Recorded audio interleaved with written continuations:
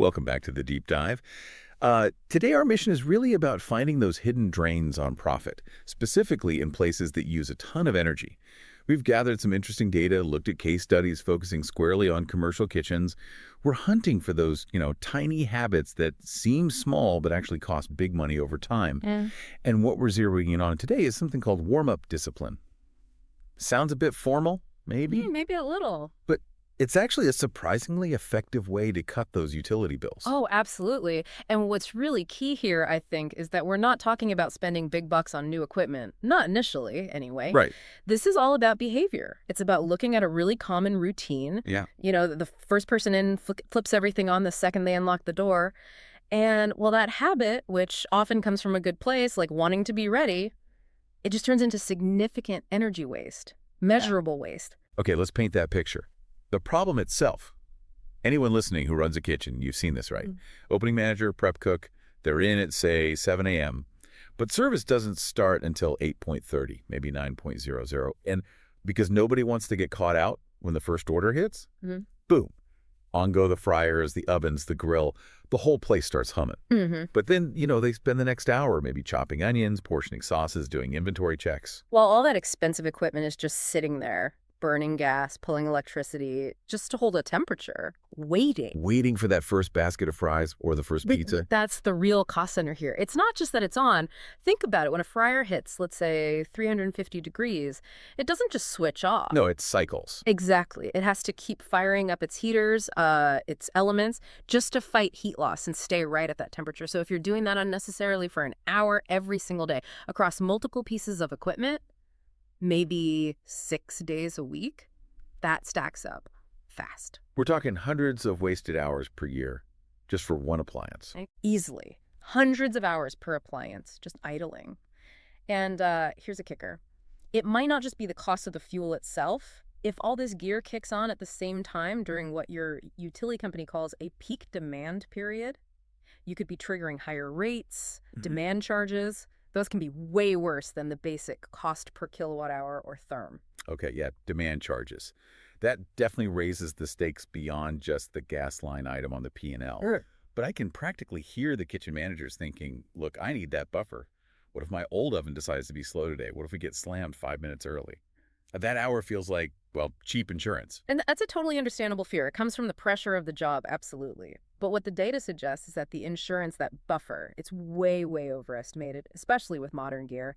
The fix really lies in swapping out that guesswork, that fear, with actual numbers from your equipment. Right.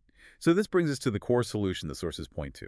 Stop guessing, start timing, know the actual mechanics. What does the data typically show for warm-up times on standard commercial kitchen equipment? Well, we found pretty consistent numbers. For most decent commercial fryers, you're really only looking at about 15 minutes to get to temp.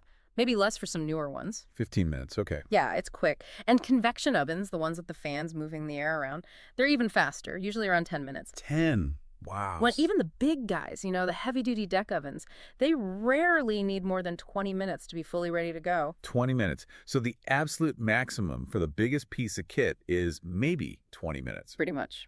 And you compare those times, 10, 15, 20 minutes, with the common practice of firing things up an hour 15, sometimes even longer. Yeah, the gap is huge. There's just no operational reason for that most of the time. With modern insulation, powerful burners, that extra 30, 50, 60 minutes, it's not insurance. It's just waste. Pure energy loss. Exactly. So the real question becomes, how do you actually make this stick? How do you change that default turn it all on now behavior that's so ingrained? Which leads us nicely into the how-to. If we know the problem and we know the fix is about timing, we need a practical way to implement it, something that works day in, day out. The sources suggest a simple 3-step operational fix. Sounds manageable. It is. Very practical. Okay, step 1 is what we just covered. Know your times. Get a stopwatch. Actually, time your fryers, your ovens. Don't rely on the manual from 10 years ago. See what they do now. Crucial first step. Get the real data. Then, step 2, crane and post. This is about making the knowledge visible and permanent. not just relying on word of mouth. Right. Because in a kitchen, people change shifts, people move on. You can't rely on just telling someone once. Tribal knowledge isn't reliable for process. So the specific recommendation here is pretty smart, I think. Create a simple, maybe laminated startup schedule and put it right by the switches. Not vague, but super specific. Like kitchen opens 11:40 a.m., fryers on it at 10:45 a.m., ovens on at 10:04 a.m., something like that. Takes away the guesswork. No ambiguity. And that brings us to step 3, which is arguably the most important for making it last. Assign accountability. Ah, okay. Ownership. Yes. Posting a sign is good, but a sign doesn't do anything by itself. Any manager knows if a task doesn't have a specific owner, it's basically optional. It's a suggestion. And when things get busy or someone's running late, what's the first thing to go? The optional stuff. People will just revert to the old habit. Flip it all on early, just in case. Makes sense. So to fight that, one person needs to be clearly responsible. Maybe the opening manager, maybe the lead cook on that shift. Their job includes following that specific schedule. Even better, build it into the formal opening checklist, the one they have to physically initial. Startup schedule followed, initial here. That makes it mandatory. It protects the savings. So it's not just about the clock on the wall. It's about who's watching the clock and has the responsibility. That discipline sounds like where the real savings get locked in. That's exactly right. It prevents that behavioral drift back to the old wasteful ways. Okay, speaking of locking in savings, let's talk dollars and cents. Yeah. Because that's what gets attention. The source material had a really specific example, right? An anecdote about an operator who actually did this. Yeah, a great little case study. This operator ran a few quick service spots, and in one kitchen, they had a bank of 6 identical commercial fryers. Standard stuff. 6 fryers. Okay. And the old way. All 6 were turned on exactly 1 hour before the line officially opened for cooking every morning, 5 days a week. Wow, okay. That's 6 hours of fryer runtime before a single customer walks in. Well, 6 times 1 hour before they needed to be hot. So yeah, a lot of wasted heat. So they implemented this discipline. They timed their fryers, found they took about 15 minutes. So they mandated the new rule, turn them on 15 minutes before open, not 60. So they cut 45 minutes of unnecessary runtime per fryer per day. Exactly. 45 minutes per fryer per day. Let's just sort of walk through the potential savings there using a fairly conservative estimate for what it costs to have a big fryer idling. Yeah, but break it down for us. How does 45 minutes a day turn into real money? Okay, let's say, and this is a reasonable figure based on typical gas electric costs. Like say 45 minutes of unnecessary idling costs about 50 cents per fryer. Half a dollar. 50 cents per fryer per day.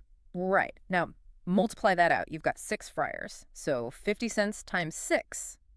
That's $3 per day in pure waste. $3 a day. Doesn't sound like a fortune initially. Doesn't seem huge day to day, maybe, but multiply that $3 by, say, 365 days a year, assuming they operate daily. Maybe slightly less, but for simplicity. 3 times 365, that's over $1,000. Over $1,000 a year, confirmed savings, just from changing when they flip the switch on those fryer. And the crucial part for any operator listening. 0 impact. Right. 0 impact on the food, 0 impact on speed of service.